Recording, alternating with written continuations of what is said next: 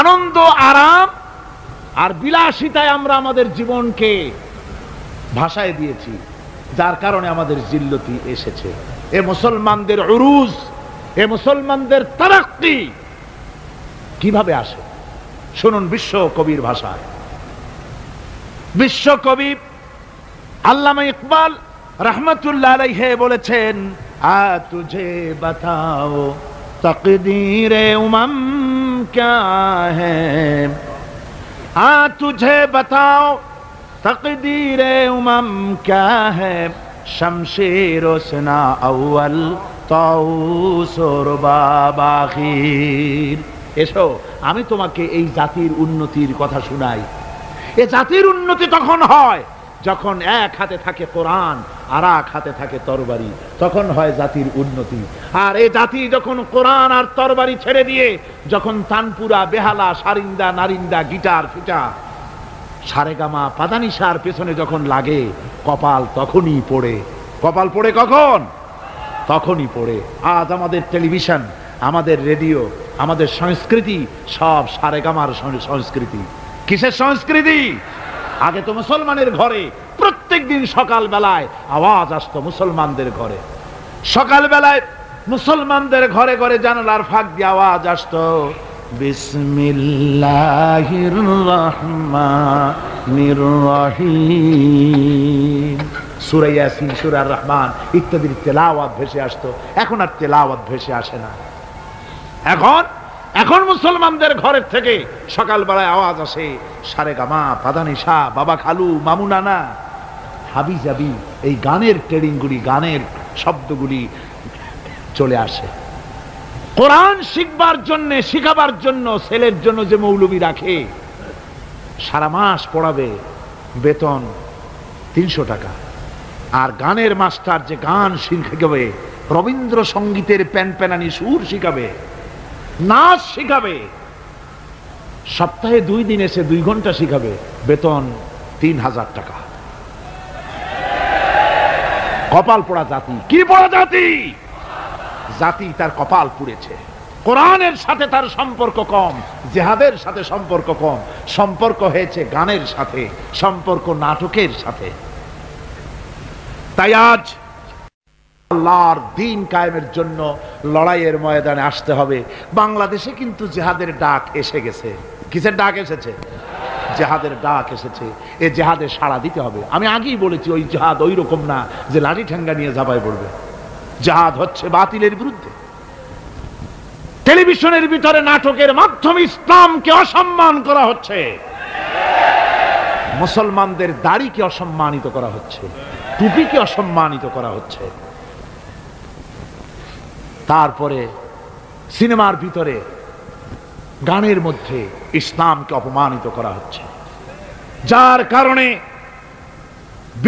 এর বিরুদ্ধে জাতি সোচ্চার না হওয়ার কারণে আস্তে আস্তে মুসলমানদের ঈমান কমে যাচ্ছে। বাতিল শক্তিশালী হচ্ছে, বাতিল শক্তিশালী হয়ে আক্রমণ করছে। আপনারা বলেন, ভারতের কি ক্ষমতা মসজিদ ভেঙে দেয়? এই পৃথিবী কি মুসলমান কম?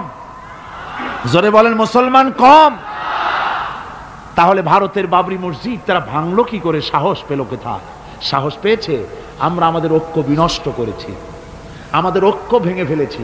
আমরা একজন আর একজনকে গালি দেই, মুসলমান না বলে গালি দেওয়া হয়। পরস্পরের মহব্বত নাই, স্বীকৃতি নাই, শ্রদ্ধা নাই, ঐক্যবদ্ধভাবে আমরা নাই। আমরা আমাদের চরিত্র নাই, চরিত্র নষ্ট করেছি। ফলে তারা বুঝতে পেরেছে এই মুসলমান সেই মুসলমান নয় যারা জীবনের চাইতে মৃত্যুকে বেশি ভালোবাসতো, যাদের চরিত্র ছিল উন্নত। এরা সেই জাতিরা, এরা মিথ্যা কথা বলে, এরা জুয়া খেলে, এরা মদ খায়, এরা জেনা করে, এরা বদমাশি করে। এদের সেই চরিত্র নাই যেই চরিত্রের বলে আমাদের অপকর্মের মোকাবেলা করতে পারে। এই বিশ্বাস নিয়ে তারা তা বাবরি মসজিদের উপরে হামলা করেছে। বাবরি মসজিদ ভাঙলো। মসজিদের উপরে যখন শাবল মারা হচ্ছিল, কেবল নিউজ নেটওয়ার্কের মাধ্যমে আমরা এই দৃশ্য দেখেছি, টেলিভিশনের পর্দায় দেখেছি শাবল মারা হচ্ছে। তখন মনে হচ্ছিল শাবল তো মসজিদের উপরে পড়ছে না, শাবল যেন পড়ছে পৃথিবীর 125 কোটি মুসলমানের কলিজার উপরে। ভারত মসজিদ ভেঙে দিল। এরপরে এই মসজিদ ভাঙলো বিজেপি, শিবসেনা সহযোগিতা করলো ভারতের প্রধানমন্ত্রী নরপশু রাও। এ পৃথিবীর বর্তমান পৃথিবীর নিকৃষ্ট মানব সন্তান, জঘন্য শয়তান নরপশু। ওইটা নরসীমা নয়, ভারতের প্রধানমন্ত্রী মানুষ না, এটা একটি শয়তান। জোরে বলেন এটা কি? পৃথিবীর ইতিহাসকে কলঙ্কিত করেছে। আজ পর্যন্ত পৃথিবীতে কোথাও মসজিদ ভাঙা হয়েছে এর কোনো ইতিহাস নয়। আর ভারতের বেয়াদব সরকার বাংলাদেশে যখন সংসদে ভারতীয় এজেন্টদের প্রতিবাদের মোকাবেলায় যখন ভারতের এই কাজের নিন্দা জানানো হলো, ভারতের বেয়াদব সরকার তখন বলছে বাংলাদেশের গতিবিধির উপরে আমরা কড়া নজর রাখছি। বেটা বেয়াদব, বাংলাদেশ কি তোমার ভুটান না সিকিম? বাংলাদেশের উপরে কড়া নজর রাখার অধিকার তোমার নাই। এই পৃথিবীতে বাংলাদেশের সবচাইতে বড় দুশ্মন ভারত। সবচাইতে বড় দুশ্মন কে?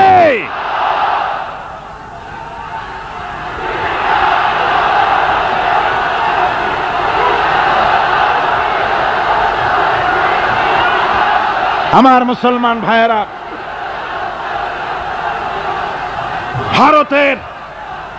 ভারতের জনগণের সাথে আমাদের কোনো বিদ্বেষ নাই, ভারতের জনগণের সাথে আমাদের কোনো শত্রুতা নাই, ঠিক কিনা? আমাদের দুশ্মনী নরপশুর সাথে।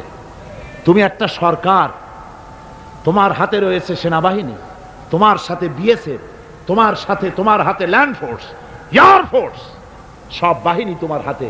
মসজিদ ভাঙে চোখের সামনে, তোমার বাহিনীর লোকেরা অস্ত্র নিয়ে দাঁড়িয়ে থাকে, একটা ফাঁকা গুলিও করলো না। করছে একটা ফাঁকা গুলি? মুসলমানেরা প্রতিবাদ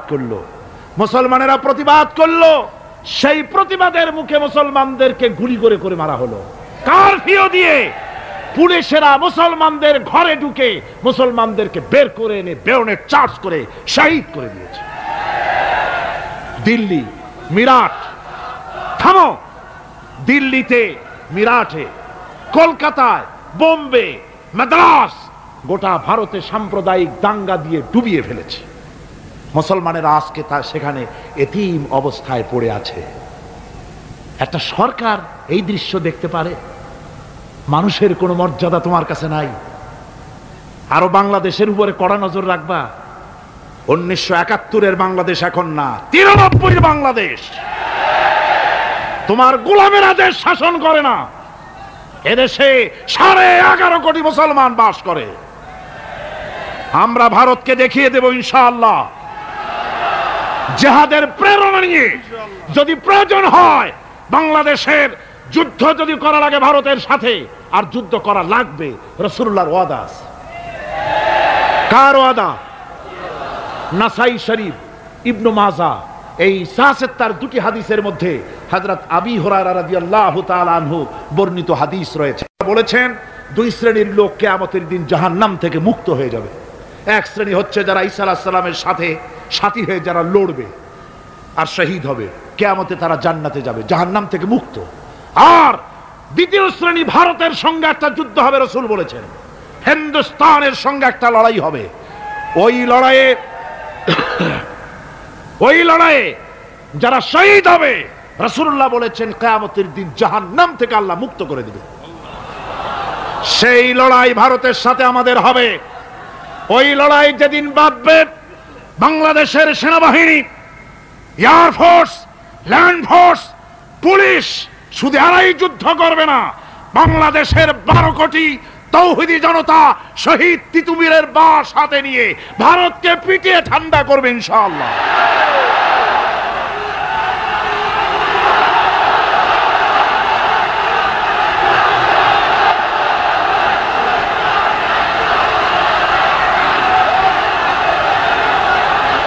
আমার দেশে ভারতের মসজিদ ভাঙার প্রতিবাদে আমাদের দেশে একটা হিন্দুও মরে নাই, কথা ঠিক কিনা কন? কিন্তু ভারতে ভেঙেছে তারা বাবরি মসজিদ, আমার দেশের 15 জন মুসলমান পুলিশের গুলিতে নিহত হয়েছে। আমার দেশে হিন্দু মরে নাই, তোমরা আমার দেশে সেখানে আমার মুসলমান মেরেছ। হযরত আব্দুল্লাহ বিন ওমর রাদিয়াল্লাহু তাআলা আনহু বলছেন যে আমি রসুলের সঙ্গে কাবা শরীফ তাওয়াফ করতেছিলাম, আমি বলতে শুনলাম রসুল বলছেন, হে কাবা, তোমার কত মর্যাদা, তোমার কত সম্মান, তুমি কত মহান, তোমার কত ইজ্জত। তবে কাবা শুনে রেখো, আল্লাহ রাব্বুল আলামিনের একটা মুমিন বান্দার যে মর্যাদা, তোমার মর্যাদা যত হোক একটা মুমিনের চাইতে নিশ্চয়ই বেশি নয়। তোমরা মসজিদ ভেঙেছো আর আল্লাহর মুমিন বান্দাদেরকে ভেঙেছো। ভারত সরকার শুনে রাখো, মসজিদ ভাঙো নাই, তকদির ভেঙেছো। মসজিদ যেভাবে মসজিদের ইটগুলি টুকরা টুকরা হয়েছে, গোটা ভারত আজ হোক কাল হোক মসজিদের ইটের মতোই টুকরা টুকরা হয়ে যাবেই যাবে ইনশাআল্লাহ।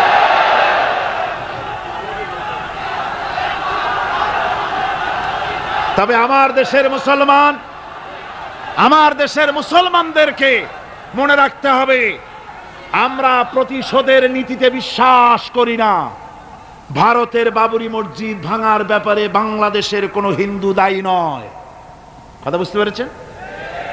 আমরা একজনের অপরাধের শাস্তি আর একজনকে দেই না। বাংলাদেশের কোনো হিন্দু ওই ঘটনার জন্য দায়ী নয়। আমাদের দেশে মন্দির 2-4টা ভেঙেছে, আমরা খবর নিয়েছি। এই মন্দিরগুলি মুসলমানেরা ভাঙে না, এই মন্দিরগুলি ভারতের এজেন্টদের উস্কানিতে হিন্দুরা নিজেরা ভেঙেছে, মুসলমানেরা ভাঙে না। ভারতীয় দালালেরা বাংলাদেশের সারা পৃথিবীতে সাম্প্রদায়িক সম্প্রীতির ভাব মূর্তিকে ক্ষুণ্ণ করার জন্য এই কাজ তারা করেছে। নরসিংদীতে, আর মিয়া থামো না, নরসিংদীতে সেখানে দেখা গেছে গভীর রাত্রে কাপড়ের দোকানদার হিন্দু ঘরের সমস্ত কাপড় চোপড় সরাইয়া নিজের দোকানে আগুন দিতে গিয়েছে, পুলিশ তখন তারে ধরেছে। ভারতের 5 গোলামেরা হিন্দুদের দিয়ে এই কাজগুলি করাইছে, কোন মুসলমান মন্দির ভাঙে নাই। বাংলাদেশ গোটা বিশ্বের বুকে সাম্প্রদায়িক সম্প্রীতির সহস্র বছরের উজ্জ্বল দৃষ্টান্ত, আলহামদুলিল্লাহ পড়ে। তার কারণ হচ্ছে আল্লাহর নবী বলেছেন, আল্লাহর নবী বলেছেন সংখ্যালঘু মুসলিম এলাকায়, সংখ্যাগরিষ্ঠ মুসলিম এলাকায় সংখ্যালঘু অমুসলিম যারা, তারা হতেছে পবিত্র আমানত। ওই আমানতের কেউ যদি খেয়ানত করে, অর্থাৎ অমুসলিমদের উপরে যদি কেউ অত্যাচার করে, তাহলে আমি নবী মুহাম্মদুর রাসূলুল্লাহ সাল্লাল্লাহু আলাইহি ওয়াসাল্লাম কিয়ামতের দিন আল্লাহর দরবারে মুসলমানদের বিরুদ্ধে মামলা দায়ের করব। এই জন্য আমরা সবচাইতে পরধর্ম সহিষ্ণু জাত। আমার ভাইয়েরা ভালো করে মনে রাখুন, ভারতের বাবরি মসজিদ সহ এখন তারা আর অন্যান্য মসজিদও ভাঙ্গা শুরু করবে, প্ল্যান নিয়েছে, ভাঙতেছে। তাজমহলকেও তারা ভাঙবে, অন্যান্য মসজিদও ভাঙবার পরিকল্পনা নিয়েছে। ওরা যদি মসজিদ একটা একটা ভাঙতে ভাঙতে, আল্লাহ না করুন, সবগুলিও যদি ভাঙে, বাংলাদেশের একটা মন্দিরকে আমরা ভাঙতে দেব না। এর নাম ইসলাম। এর নাম কি? ভারতের সাম্প্রদায়িক দাঙ্গা বাঁধিয়ে মুসলমান একটা একটা করে করে সব মুসলমানও যদি তারা মেরে ফেলে দেয়, আল্লাহর কসম বাংলাদেশের একটা অমুসলিমের গায়ে আমরা হাত দিতে দেব না। এর নাম ইসলাম। এর নাম কি? আপনারা যদি কখনো শোনেন যে কোন এলাকার কোন লোক মন্দির ভাঙতে যাচ্ছে অথবা হিন্দুর বাড়ি আক্রমণ করতে যাচ্ছে, সাথে সাথে তাকে ধরে থানায় সোপর্দ করবেন। রাজি আছেন? কারা রাজি? হাত উঁচু করে দেখান। আলহামদুলিল্লাহ, হাত নামান। এই সাম্প্রদায়িক সম্প্রীতি বাংলাদেশে অতীতে ছিল, এখনো থাকবে ইনশাআল্লাহ, ভবিষ্যতেও থাকবে ইনশাআল্লাহ। বলেন ইনশাআল্লাহ। আমাদের শত্রু, আমি বারবার বলছি, হিন্দুরা শত্রু নয়, শত্রু হচ্ছে ভারতীয় এজেন্ট যারা, ভারতের দালাল যারা, ওরা আমাদের দুশমন, ঠিক কিনা? তারা বাংলাদেশের স্বপ্ন এখানে বসে দেখে, পত্রপত্রিকার মাধ্যমে, টিভির মাধ্যমে হাজারো প্রচেষ্টা তারা চালিয়ে যাচ্ছে ইসলামের বিরুদ্ধে। সুতরাং ইসলামকে জমিনে টিকিয়ে রাখার জন্য চাই সংগ্রাম। তাই আল্লাহ রাব্বুল আলামিন বলেছেন وَتُجَاهِدُونَ فِي سَبِيلِ اللَّهِ بِأَمْوَالِكُمْ وَأَنفُسِكُمْ ذَلِكُمْ خَيْرٌ لَكُمْ إِن كُنتُمْ تَعْلَمُونَ।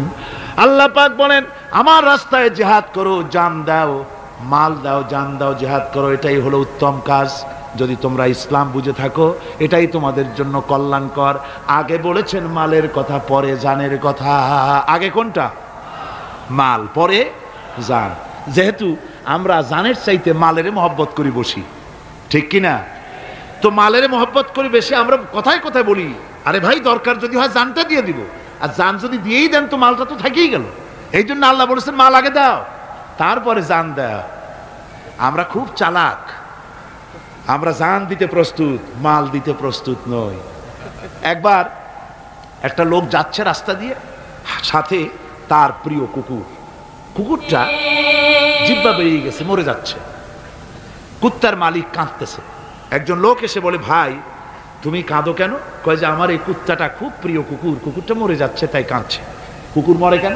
কয় কুকুরটা মরতেছে 3 দিন ধরে আমি কোনো খাবার তাকে দিতে পারি না, সেই জন্য কুকুরটা মরছে। আচ্ছা হোক কুকুর, তবু তো আল্লাহর সৃষ্ট এক প্রাণী, কি খেতে দেওয়া যায়? এদিক ওদিক তাকায় দেখে কুকুরের মালিকের কাছেই রয়েছে একটা পোটলা। কয় মিয়া তোমার এই পোটলার মধ্যে কি? কয় পোটলার মধ্যে হালুয়া আর রুটি। তোমার পোটলার মধ্যে হালুয়া আছে, রুটি আছে, কুত্তা মরে ক্ষুধার জ্বালায় তুমি সেখানে কান্দো, ওর থেকে এক টুকরো রুটি দিলেই তো কুত্তা বাঁচে। কুত্তার মালিক বলছে মিয়া সাহেব ওই সব ফতোয়া আমারে শুনেন না, এগুলো আমি খুব জানি। রুটি আর হালুয়া দিলেই তো আমার পয়সা খরচ হবে, ওর দরদে যে কাঁদতেছি এজন্য তার পয়সা খরচ হচ্ছে না। আমাদের অবস্থা কিন্তু তাই হয়েছে। ইসলাম বিদায় হয়ে যায়, যাক না, কিন্তু আমি কাঁদবো, পয়সা দিব না। রাসূলের করুণ ঘটনাগুলি শুনে চোখের পানি ফেলবো, কিন্তু এই করুণ ঘটনা কেন ঘটলো সেই ময়দানে আমরা পা ফেলবো না। এরকম একটা অ্যাটিটিউড, এ ধরনের একটা মেন্টালিটি আমাদের মধ্যে গ্রো করেছে, ঠিক কিনা কর? আমার ভাইয়েরা, মাল দিতে হবে, জান দিতে হবে, সবকিছুকে উৎসর্গ করে দিতে হবে আল্লাহর দ্বীন প্রতিষ্ঠার জন্য। যার পয়সা আছে পয়সা দিয়ে কি করবেন যদি আল্লাহর দ্বীন এ জমিনে কায়েম না হয়? আল্লাহর দ্বীন কায়েম না হলে অসত্য, বদমাশি, শয়তানি, সব রকমের অন্যায় কাজ দিয়ে ভরে যাবে দেশ। ক্রমান্বয়ে অশান্তির দিকে যাবে, শান্তি আসবে কেবলমাত্র ইসলাম প্রতিষ্ঠা হলে পরে। আমাদের অবস্থা হলো যে আমরা ওই কুফাবাসীদের মতো। কাদের মতো? কুফাবাসীদের মতো। কুফাবাসীরা হযরত ইমাম হোসেনের জন্য দারুণ ভাবে কেঁদেছে, ঠিক কিনা? কুফাবাসীরা ইমাম হোসেনকে দাওয়াত দিছিল কারা? কুফাবাসীরা।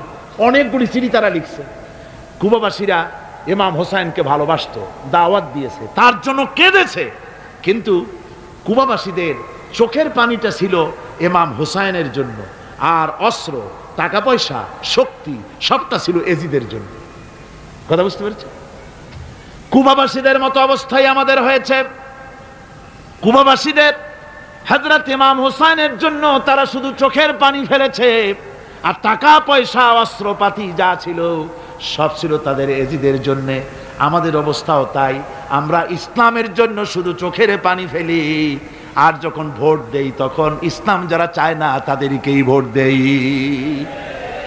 ঠিক কিনা?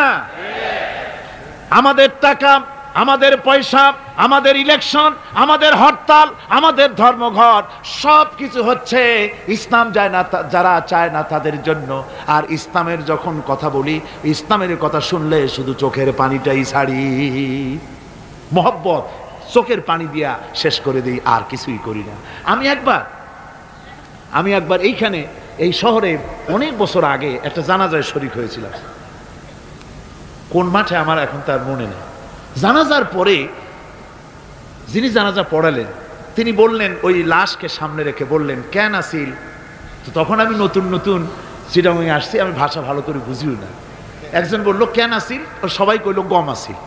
তাই বললাম যে গম আসিল, এই মরা মানুষের সাথে গম, আমি আটা গম সে তাই মনে করেছি যে এটার কি সম্পর্ক। আমি ইমাম সাহেবকে জিজ্ঞেস করলাম যে আপনি বললেন কি, আর জনগণই বা বললো কি?